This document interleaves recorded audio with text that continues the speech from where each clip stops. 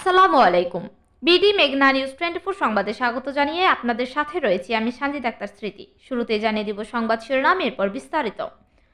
রাজশাহীতে সাংবাদিক নেতার উপর হামলার প্রতিবাদে মানববন্ধন।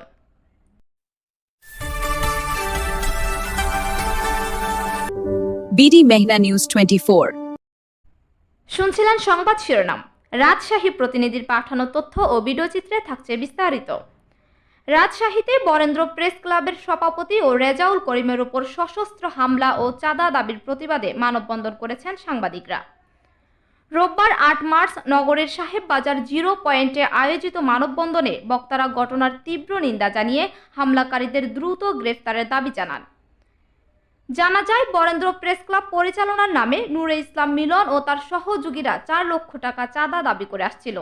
শনিবার রাতে একদল সন্ত্রাসী ক্লাবে হামলা চালিয়ে রেজাউল করিমকে ধারালো অস্ত্র দিয়ে আঘাত করে।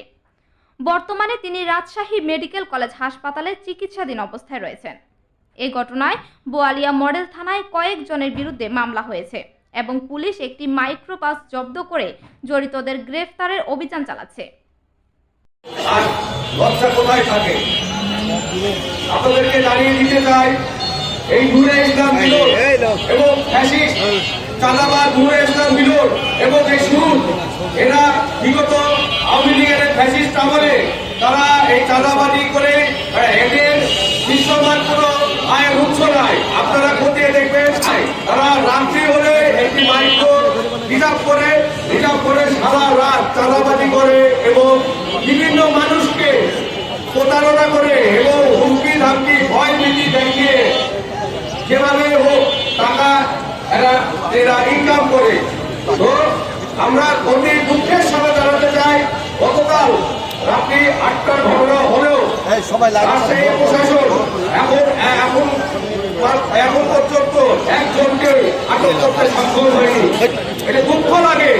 আমরা পুলিশের শত্রু নয়, আমরা পুলিশের বন্ধু, কিন্তু পুলিশের এহেন আচরণ আমরা ধিক্কার জানাই এবং মাননীয় কমিশনার মহোদয়কে দৃষ্টি আকর্ষণ করে আমি বলতে চাই, আমরা প্রশাসনকে আগামী 72 ঘন্টার আলটিমেটাম দিলাম। যদি 72 ঘন্টার মধ্যে আপনি আসামিদের আটক করতে সক্ষম না হন, আমরা অবস্থান কর্মসূচি, অনশন কর্মসূচি সহ যত রকম বৃহত্তর কর্মসূচি আছে আমরা তত রকম বৃহত্তর কর্মসূচি দিতে বাধ্য হব।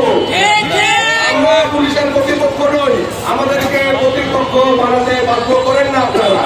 আমাদের এই শান্তি নগরী, রাজশাহী নগরী, এই নগরীকে অশান্তি নগরী বানাতে চেষ্টা চালায়, কিন্তু আমরা রাজশাহীবাসী থাকতে, আমরা সাংবাদিকরা থাকতে, আমরা রাজশাহীর সাংবাদিক, আমরা থাকতে শান্তি নগরী অশান্ত বানাতে দিব না। আমরা প্রতিহত করব এবং আমরা আরেকটি অনুরোধ জানাতে চাই, রাজশাহী প্রেস ক্লাবের মতো একটি প্রতিষ্ঠিত পুরাতন প্রেস ক্লাব, যে প্রেস ক্লাবে এই ওয়েল্ডিং মিস্ত্রিকে পদ দিয়ে তাকে পুনর্বাসন করার চেষ্টা করছে, তাদেরকে আমরা বলতে চাই। এতক্ষণ আমাদের সাথে থাকার জন্য ধন্যবাদ।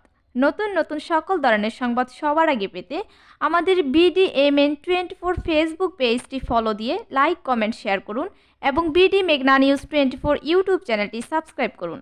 ওয়েবসাইট ভিজিট করুন www.bdmeghnanews24.com। আবারও দেখা হবে কোনো এক নতুন সংবাদে। ততক্ষণ ভালো থাকুন, সুস্থ থাকুন। বিদায় নিচ্ছি, আল্লাহ হাফেজ।